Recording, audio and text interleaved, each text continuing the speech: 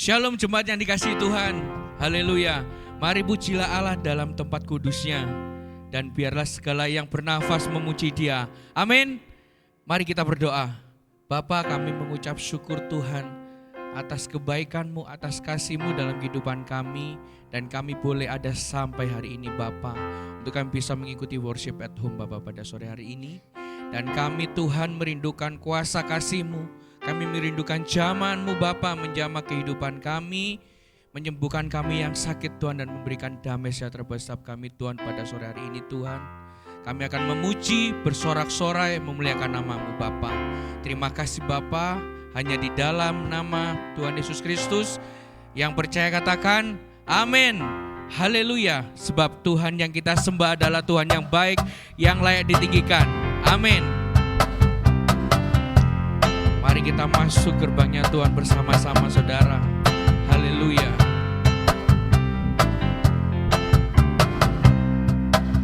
Mari masuk gerbangnya dengan hati bersyukur, halamannya dengan pujian, penuhi baitnya dengan nyanyian syukur. Hadiratnya penuh sukacita, sebab Tuhan Dia baik dan anugerahnya kekal selama-lamanya. Amin. Sebab Tuhan Dia baik dan anugerahnya kekal selama-lamanya. Amin. Amin. Haleluya. Mari kita masuk gerbangnya. Haleluya. Oh, oh. Haleluya. Dengan pujian, penuhi baitnya dengan nyanyian syukur. Hadiratnya penuh sukacita, sebab Tuhan Dia baik dan anugerahnya kekal selama-lamanya. Amin.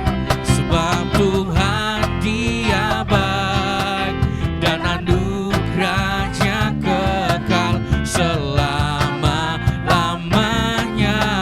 Amin. Sebab Tuhan Dia baik dan anugerahnya kekal selama-lamanya. Amin. Sebab Tuhan Dia baik dan anugerahnya kekal selama-lamanya. Amin.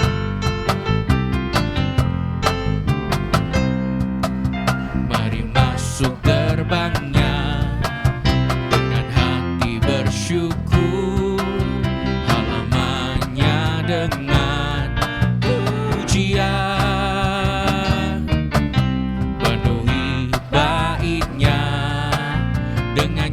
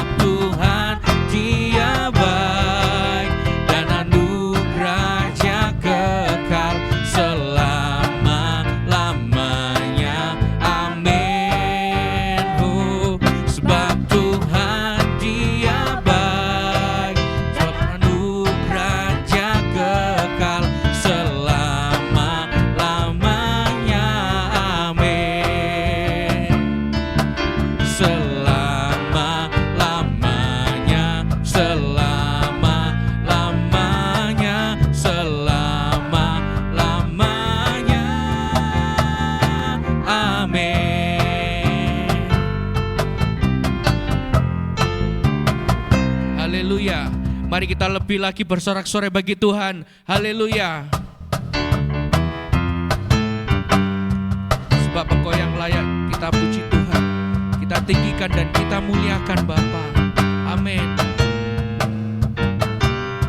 Sekarang telah tiba keselamatan dan kuasa dan pemerintahan Allah kita, kuasanya yang diurapinya, karena telah dilemparkannya para pendakwa kita. Sekarang telah tiba keselamatan dan kuasa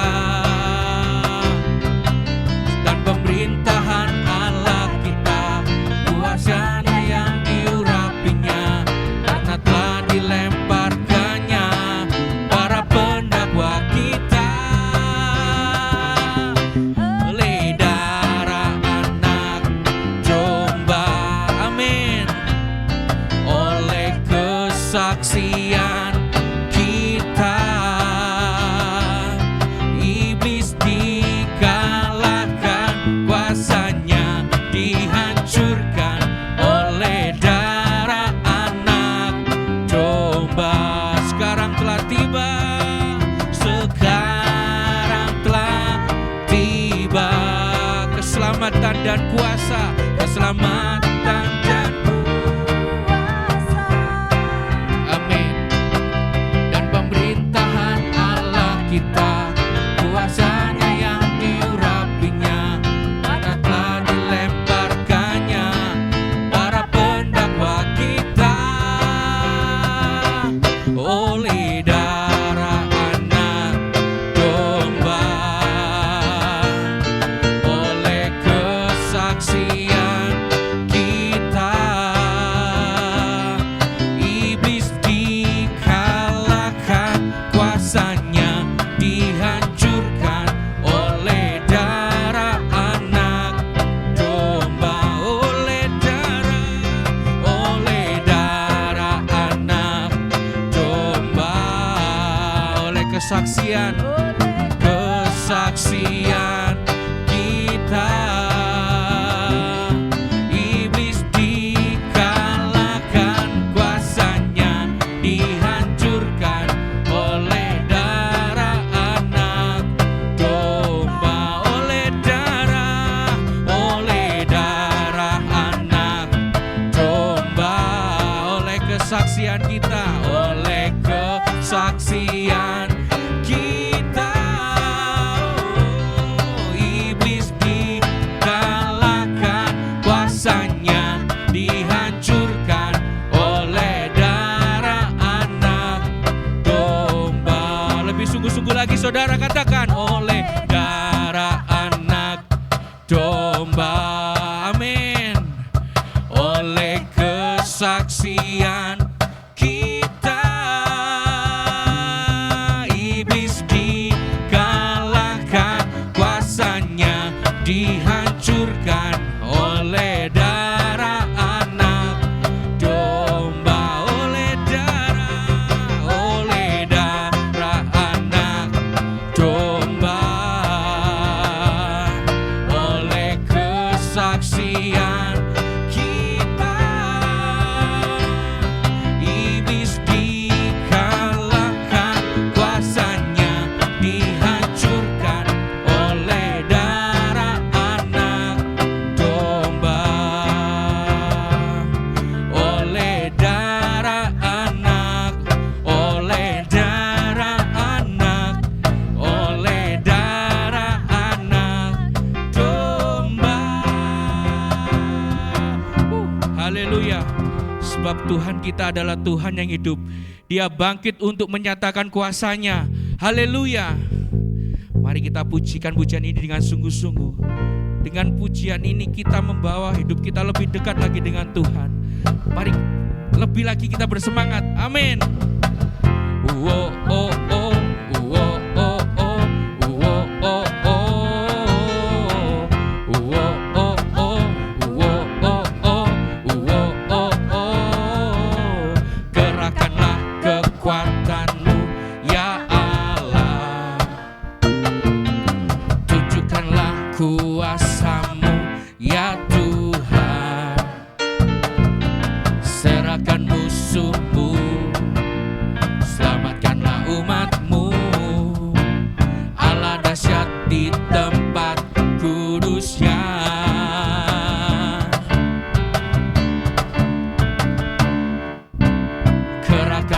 kekuatan-Mu ya Allah.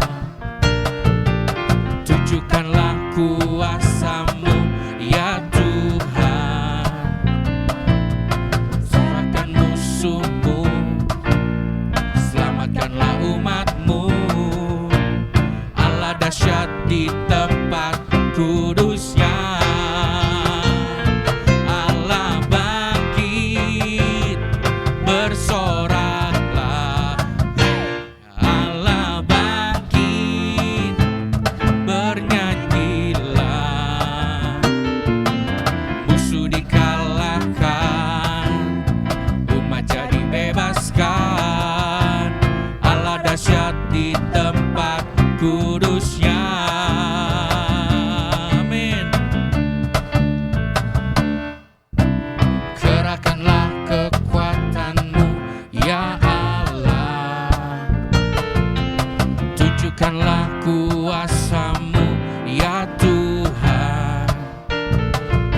Serahkan musuh-Mu, selamatkanlah umat-Mu. Allah dahsyat di tempat kudus-Nya. Allah bangkit, Allah bangkit, bersoraklah. Hey, Allah bangkit, bernyanyilah. Musuh dikalahkan, umat jadi bebaskan. Allah dahsyat di tempat kudus-Nya. Allah bangkit, Allah bangkit, bersoraklah. Allah bangkit, bernyanyilah. Musuh dikalahkan, umat jadi bebaskan. Allah dahsyat di tempat kudus-Nya.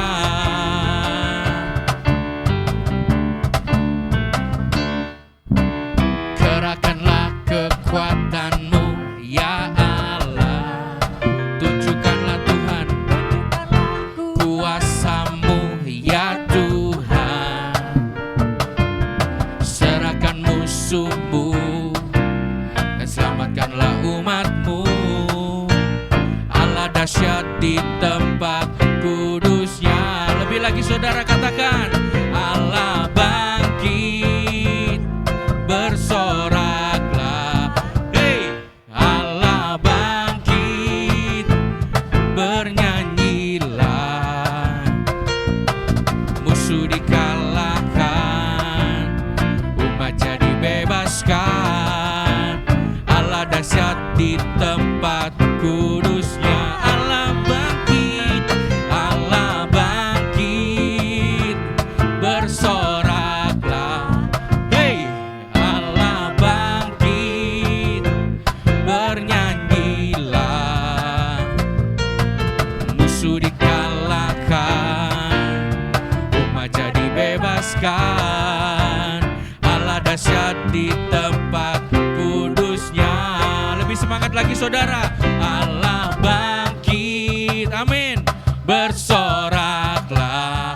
Hey, Allah bangkit, bernyanyilah. Musuh dikalahkan, umat jadi bebaskan. Allah dahsyat di tempat kudus-Nya. Allah dahsyat, Allah dahsyat di tempat kudus-Nya. Amin. Allah dahsyat di tempat kudus-Nya. Allah bangkit. Amin. Haleluya. Kau bangkit buat setiap kami Tuhan. Kau nyata bagi setiap kami Tuhan. Dan kami kagum akan perbuatan-Mu yang luar biasa dalam kehidupan kami Bapa. Kami kagum akan kasih-Mu yang nyata dalam kehidupan kami Tuhan. Kami bersyukur Bapa. Kami bersyukur Tuhan. Kami kagum akan Engkau Bapa. Terima kasih Tuhan. Kau sungguh indah tiada caranya sungguh menakjubkan, sungguh ajaib untuk dimengerti, lebih dari semua yang ada. Hikmat-Mu tiada terselami, kasih-Mu dalam tak terduga. Kau sungguh indah tiada taranya, mulia dan berkuasa. Ku kagum hormat akan Engkau, ku kagum hormat akan Engkau. Kau Allah yang layak dipuji, ku kagum akan Engkau.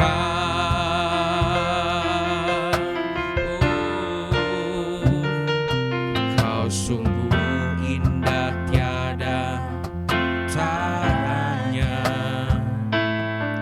sungguh menakjubkan, sungguh ajaib untuk dimengerti,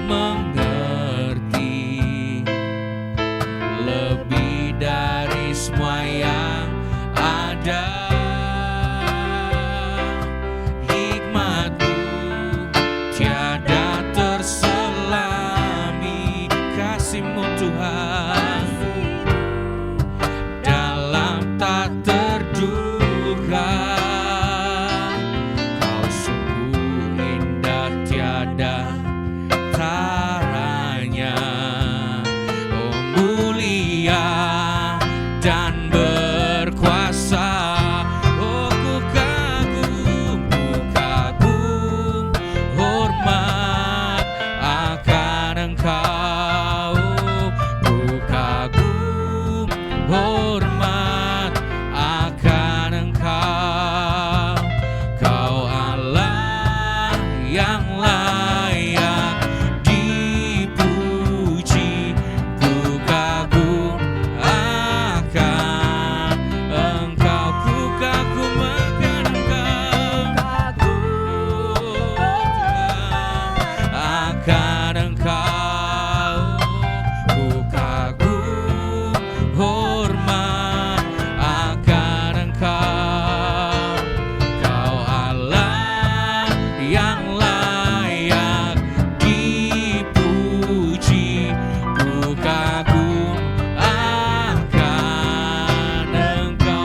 Kami kagum, ku kagum hormat akan Engkau, ku kagum hormat akan Engkau. Kau Allah, amin, yang layak dipuji, ku kagum akan Engkau, ku kagum hormat akan Engkau Yesus, ku kagum hormat akan Engkau. Amin. Kau Allah yang layak dipuji, ku kagum akan Engkau. Mari kita pujikan ini dengan sungguh-sungguh. Amin. Kami kagum akan Engkau Tuhan, kami kagum akan kasih-Mu Bapa. Amin.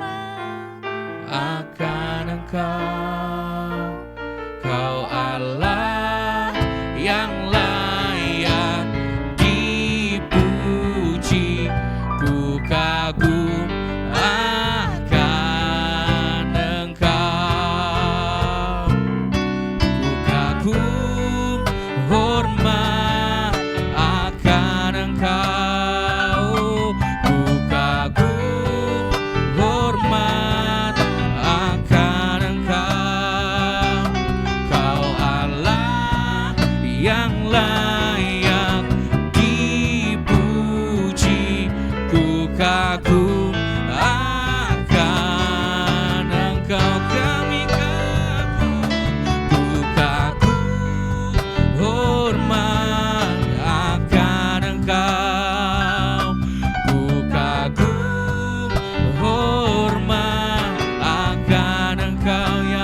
Bapa, Kau Allah yang layak dipuji. Ku kagum akan Engkau, ku kagum akan Engkau, ku kagum akan Engkau.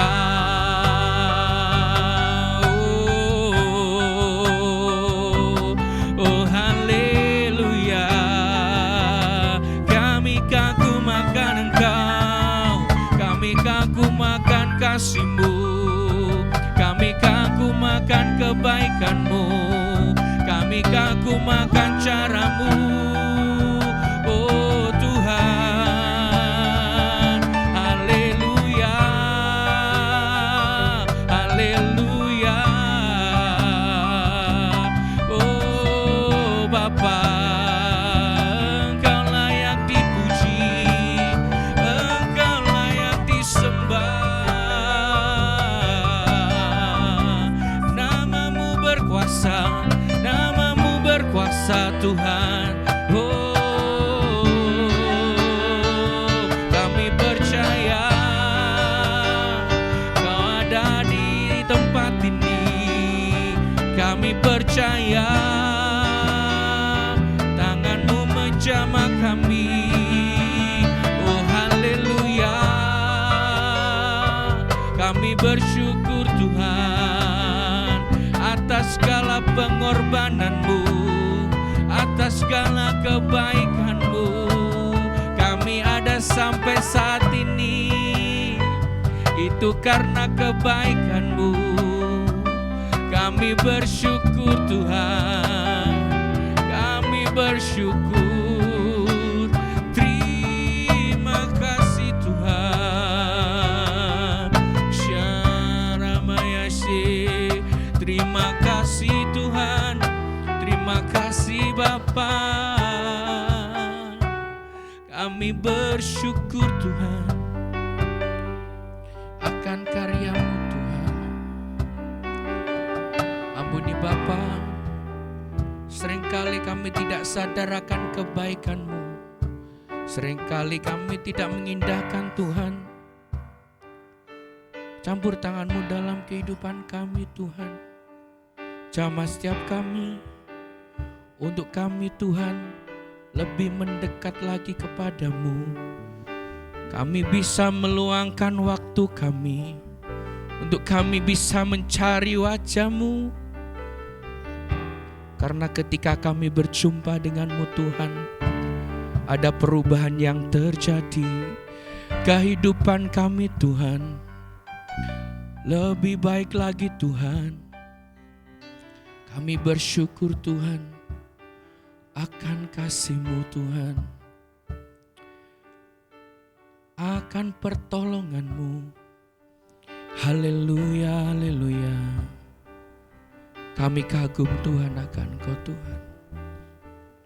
Kami kagum Tuhan. Ku kagum, hormat akan Engkau. Ku kagum, hormat akan Engkau. Kau Allah yang layak dipuji. Ku kagum akan Engkau. Ku kagum, hormat akan Engkau. Ku kagum, hormat akan Engkau.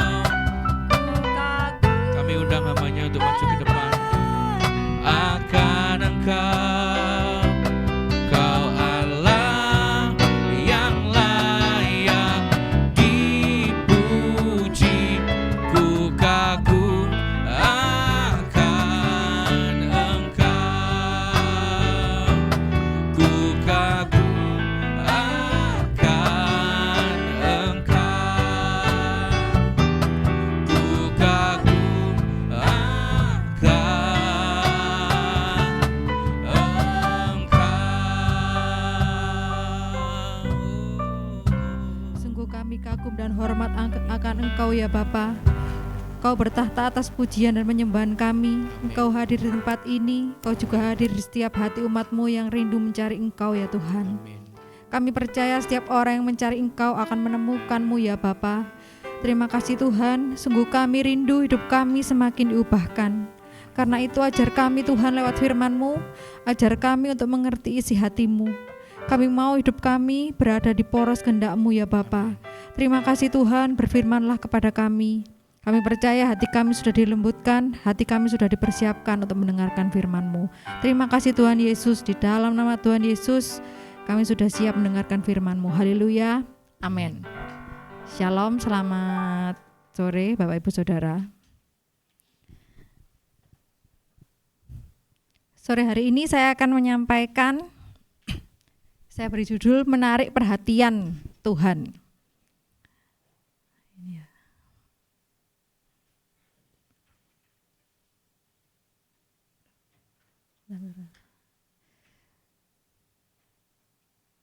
Internet.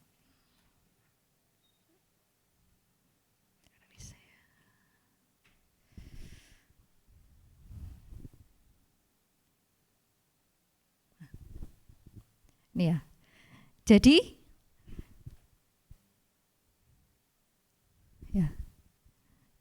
Di sini saya mencatat ya, Tuhan itu tidak memiliki seseorang yang difavoritkan. Jadi semua orang itu sama di hadapan Tuhan. Tuhan itu mengasihi semua orang. Dan setiap orang itu berharga di mata Tuhan. Dan tidak ada satupun yang lebih diutamakan. Semua orang sama-sama dikasihi oleh Tuhan. Jadi saya akan mengambil dari Kisah Para Rasul 10 ya. Jadi di situ saya lihat versi yang The Message. Jadi judulnya itu ada God place no favorite. Jadi Tuhan tidak memfavoritkan siapapun, semua orang itu sama di hadapan Tuhan. Nah, pada zaman ketika Yesus datang ke dunia, Tuhan Yesus itu melayani orang-orang yang Yahudi ya, orang-orang Israel. Dan para muridnya di awal itu juga mengira bahwa pelayanan mereka hanya untuk orang-orang bersunat. Orang-orang Yahudi atau orang-orang yang dipilih menjadi umat Allah. Dalam hal ini adalah orang Israel. Nah, namun Tuhan itu menunjukkan isi hatinya yang lebih luas ya. Pada waktu Tuhan Yesus mau naik ke surga, dia memberikan perintah yaitu pergilah, jadikanlah semua bangsa muridku. Jadi Tuhan Yesus berkata kepada murid-muridnya bahwa mereka harus minta Roh Kudus turun ya, supaya turun atas diri murid-murid. Setelah Roh Kudus datang, jadi mereka akan menerima kuasa untuk menjadi saksi di Yerusalem, Yudea, Samaria, dan sampai ke ujung bumi. Jadi Tuhan itu punya hati yang mengasihi semua orang. Seperti yang saya tulis di sini, Tuhan tidak punya seseorang yang difavoritkan.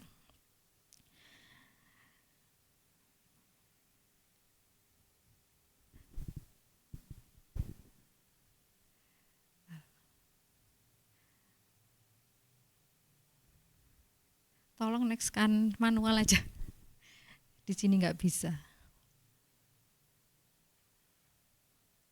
Nah, jadi ini ya ceritanya yang di Kisah Para Rasul 10 itu judulnya adalah Petrus dan Cornelius. Jadi cerita tentang seorang perwira bernama Cornelius, di mana dia akhirnya bertemu dengan seseorang yang bernama Petrus.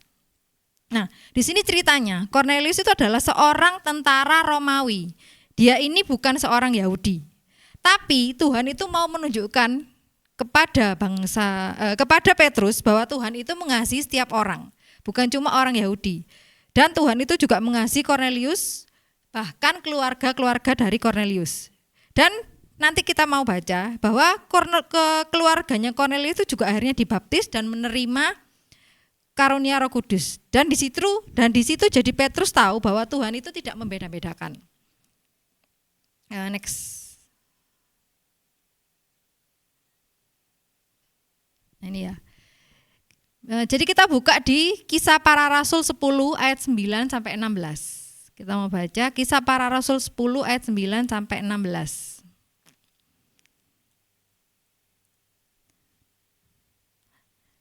Keesokan harinya, ketika ketiga orang itu berada dalam perjalanan dan sudah dekat kota Yope, kira-kira pukul 12 tengah hari, naiklah Petrus ke atas rumah untuk berdoa. Ia merasa lapar dan ingin makan, tetapi sementara makanan disediakan, tiba-tiba rohnya diliputi kuasa ilahi. Tampak olehnya langit terbuka, dan turunlah suatu benda berbentuk kain lebar yang bergantung pada keempat sudutnya yang diturunkan ke tanah. Di dalamnya terdapat pelbagai jenis binatang berkaki empat, binatang menjalar dan burung. Kedengaranlah olehnya suatu suara yang berkata, "Bangunlah hai Petrus, sembelihlah dan makanlah." Tetapi Petrus menjawab, "Tidak Tuhan, tidak, sebab aku belum pernah makan sesuatu yang haram dan yang tidak tahir." Kedengaran pula untuk kedua kalinya suara yang berkata kepadanya, "Apa yang dinyatakan halal oleh Allah, tidak boleh engkau nyatakan haram." Hal ini terjadi sampai 3 kali dan segera sesudah itu terangkatlah benda itu ke langit. Jadi Petrus dan pengertian baru tentang keselamatan. Kan awalnya Petrus ini berpikir bahwa dia harus melayani orang-orang Yahudi. Tapi Tuhan lewat Kisah Para Rasul 10 ayat 9-16. Jadi Petrus baru mengerti bahwa Tuhan itu tidak memiliki orang yang difavoritkan. Bahwa Tuhan itu mengasihi semua orang. Jadi Petrus mengalami sebuah penglihatan di mana dibukakan satu kain berisi binatang yang tadi macam-macam ya, berkaki empat dan lain-lain, di mana di zaman itu orang Yahudi nggak mau makan makanan itu, katanya haram. Tetapi Tuhan berkata yang tadi ayatnya kita lihat, "Apa yang aku katakan halal, jangan kamu katakan haram." Yang awalnya Petrus beranggapan bahwa keselamatan itu cuma untuk orang Yahudi, akhirnya dibukakan lewat penglihatan bahwa keselamatan itu untuk semua orang. Jadi Petrus baru mengerti bahwa Tuhan tidak memiliki orang yang difavoritkan, bahwa Tuhan itu mengasihi semua orang. Dan kita mau lihat, kita mau loncat ini, tidak usah dibuka, jadi ada di Kisah Para Rasul 10 ayat 34-35. Ini perkataan Petrus ya, "Sesungguhnya aku telah mengerti bahwa Allah tidak membedakan orang. Setiap orang dari bangsa manapun yang takut akan Dia dan yang mengamalkan kebenaran berkenan kepadanya." Next. Nah ini ya. Nah, meskipun Tuhan itu tidak memiliki seseorang yang difavoritkan dan semua orang itu sama di hadapan Tuhan, tapi kita bisa menjadi orang yang menarik perhatian Tuhan. Seperti kisahnya Cornelius. Ini kan Cornelius bukan orang Yahudi, dia orang Romawi, tapi kenapa Cornelius ini bisa menjadi orang yang menarik perhatian Tuhan? Next. Nah ini. Kita mau buka Kisah Para Rasul 10 ayat 3-4.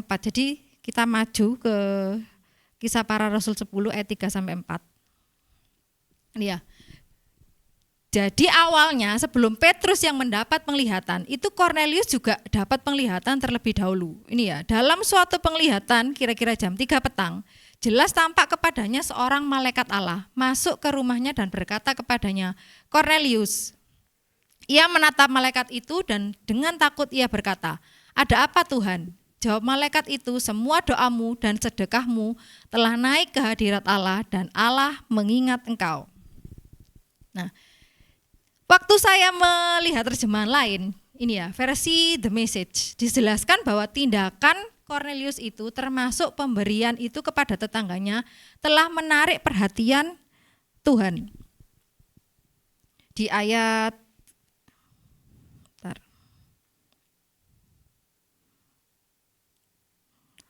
yaitu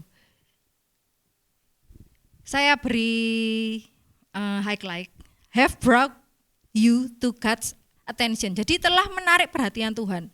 Dan ini menunjukkan bahwa walaupun Tuhan tidak membedakan orang, ada tindakan-tindakan tertentu yang dapat menarik perhatian Tuhan, seperti yang dilakukan Cornelius. Next. Nah, kita mau belajar tiga hal atau tiga kualitas yang menarik perhatian Tuhan yang dapat kita pelajari dari Cornelius. Nah, yang pertama, saya mencatat bahwa yang Cornelius itu adalah orang yang berkomitmen dalam kehidupan rohani. Ini ada di Kisah Para Rasul 10 ayat 1-2. Kenapa kok saya tulis Cornelius itu orang yang punya komitmen dalam kehidupan rohani? Ini ditulis di Kisah Para Rasul 10 ayat 1 sampai 2. Jadi di ayat 1 dikatakan, di Kaisarea ada seorang yang bernama Cornelius, seorang perwira pasukan yang disebut pasukan Italia.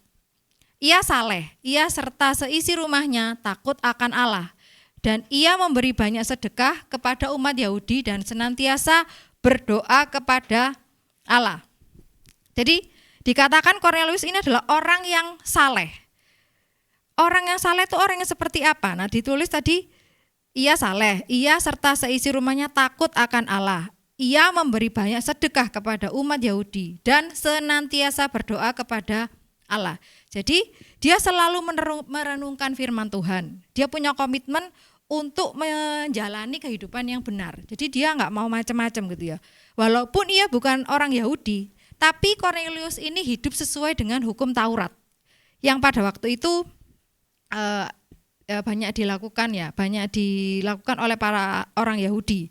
Meskipun Cornelius ini bukan orang Yahudi, tapi dia tetap ikut, dia nggak peduli siapa itu Tuhannya, yang penting dia mau hidup benar.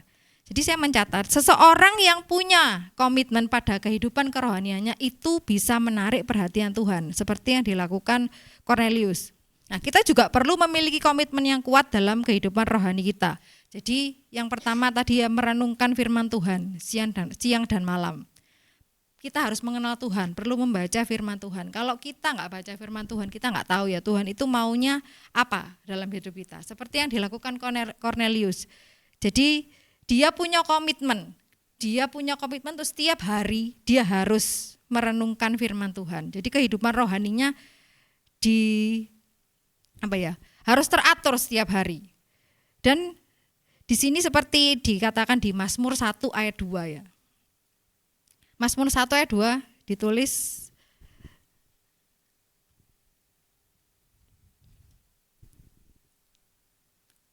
tetapi yang kesukaannya ialah Taurat Tuhan, dan yang merenungkan Taurat itu siang dan malam. Jadi ini yang dilakukan oleh Cornelius ya. Yang pertama yaitu komitmen pada kehidupan rohani. Kemudian yang kedua, kenapa Cornelius ini bisa menarik perhatian Tuhan? Yang kedua yaitu Cornelius punya hati yang fokus pada orang lain, enggak cuma fokus pada dirinya sendiri. Kita mau lihat di Kisah Para Rasul 10 ayat 24. Dan pada hari berikutnya sampailah mereka di Kaisarea. Cornelius sedang menantikan mereka dan ia telah memanggil sanak saudaranya dan sahabat-sahabatnya berkumpul. Jadi Cornelius ini kan tahu kalau Petrus itu mau datang. Jadi dia memanggil sanak saudaranya supaya semuanya itu bisa mendapatkan sesuatu dari Tuhan lewat Petrus. Nah, jadi di sini saya melihat ya, Cornelius itu tidak hanya fokus pada dirinya sendiri. Tadi kan dikatakan di ayat 2 dia banyak memberi sedekah. Nah, itu juga contoh dia nggak fokus pada diri sendiri. Kemudian dia juga fokus berdoa untuk orang lain, untuk keluarganya. Jadi doa-doanya Cornelius ini bukan hanya untuk memuaskan dirinya sendiri. Nah, doa yang seperti itu, kan kita pernah tahu ya, kalau kita berdoa syafaat, doa untuk orang lain itu lebih cepat dijawabnya. Karena yaitu, jadi Tuhan itu tertarik sama orang yang tidak fokus ke diri sendiri. Jadi hati yang tidak fokus ke diri sendiri, hati yang selalu mengerti isi hati Tuhan, dan yang fokusnya kepada orang lain, itu adalah bisa menarik perhatian Tuhan. Nah ini ya, jadi pas saya yakin selama ini pasti Cornelius ini selalu mendoakan keselamatan seluruh keluarganya, seluruh sanak saudaranya. Nah, gak gampang gitu ya, jadi seperti Cornelius. Saya sendiri juga kan beberapa waktu yang lalu kan gereja kita itu menyuruh berdoa untuk kota, berdoa untuk bangsa, untuk tetangga. Nah, saya coba melakukan kayak gitu ya, saya coba berdoa untuk di sebelah rumah saya kan pabrik kayak gitu. Nah pabrik ini kayak banyak masalah, terus polusinya ke rumah saya. Jadi saya terus kalau malam itu berisik. Nah saya tuh ketika waktu itu Tuhan nyuruh doakan, kamu kan nggak pernah mendoakan tetangga sebelah rumahmu, yaitu pabrik kayak gitu. Jadi saya berdoa. Terus saya juga jarang berdoa buat Lumajang kayak gitu kan. Kalau setiap saya misalnya ke Lumajang atau apa banyak truk, nah dalam saya tuh ngomel, Lumajang ini banyak truk kayak gini bla bla bla, pokoknya ngomel. Nah, saya diajari Tuhan untuk berdoa. Nah, tapi ketika saya berdoa, saya tuh nggak lihat kayak jawaban Tuhan tuh kayak nggak ada. Nah, pabrik di rumah saya tuh kayak tambah malam, suaranya berisik, jadi mengganggu tidur, terus debunya tambah lama tambah kok banyak karena penyaring debunya itu kayak kata rusak. Terus kemudian truknya kok tambah lama tambah banyak. Jadi saya itu kayak merubah doa saya gitu loh. Merubah doa saya. Jadi saya nggak berdoa untuk supaya saya memberkati pabrik sebelah rumah saya, terus saya memberkati kota. Saya berdoanya tuh malah gini, saya ganti, Tuhan, aku nggak kepingin tinggal di Lumajang. Nah, itu doanya kan egois kayak gitu. Jadi saya masih fokus kepada diri sendiri. Saya tuh sempat, wes lah kalau kayak gini terus kok kayaknya doanya nggak dijawab. Aku mau pindah aja dari rumah ini. Aku mau cari tempat tinggal yang lain. Saya sempat doa seperti itu.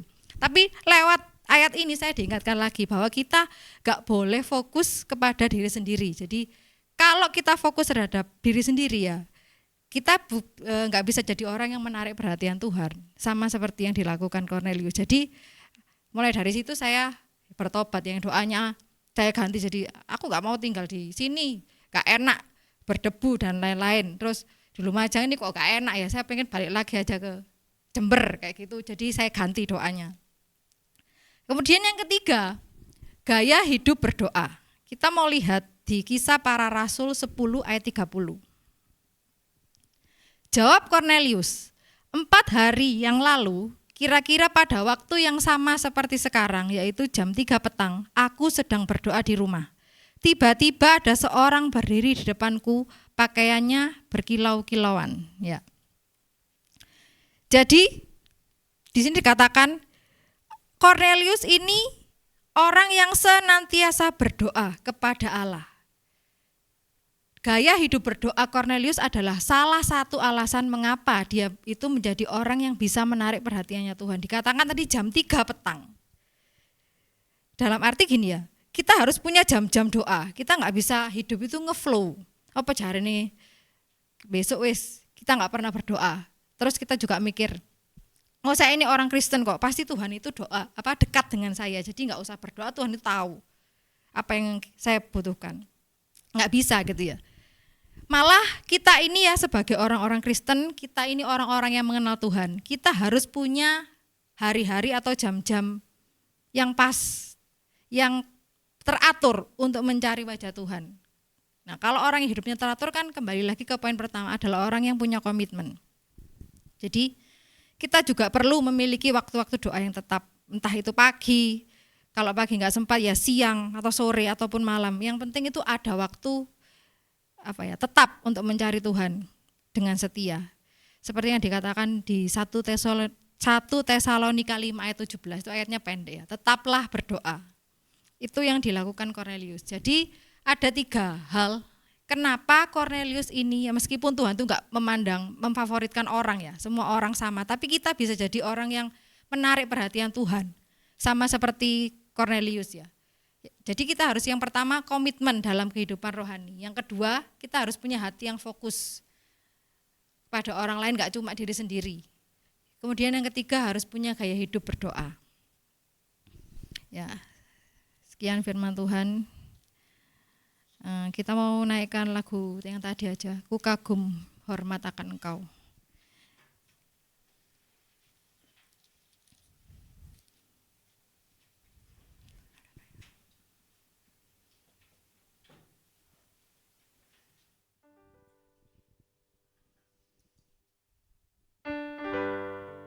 Refnya aja.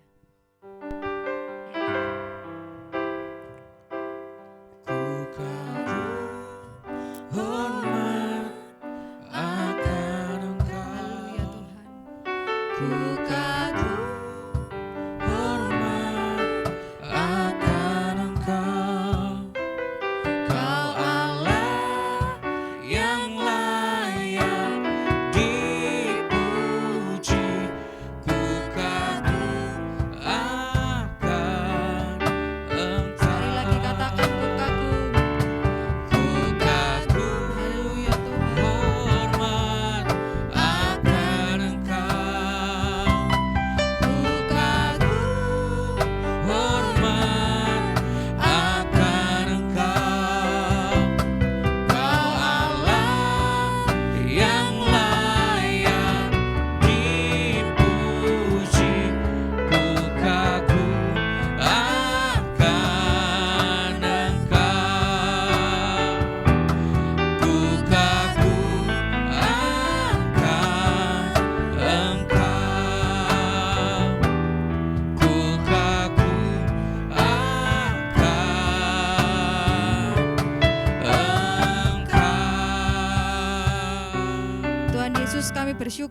atas kasih dan perhatian-Mu untuk setiap kami ya Bapa. Ajarlah kami untuk memiliki komitmen dalam kehidupan rohani kami, untuk peduli kepada orang lain, tidak fokus kepada diri kami sendiri ya Bapa, dan untuk hidup dalam doa setiap hari. Kami rindu untuk menarik perhatian-Mu ya Bapa, bukan demi kepentingan pribadi kami, tetapi demi kemuliaan-Mu dan keselamatan orang-orang sekitar kami ya Bapa. Kami percaya Engkau akan bekerja dalam hidup kami sesuai dengan rencana-Mu yang sempurna. Di dalam nama Tuhan Yesus kami sudah berdoa dan bersyukur. Haleluya. Amin.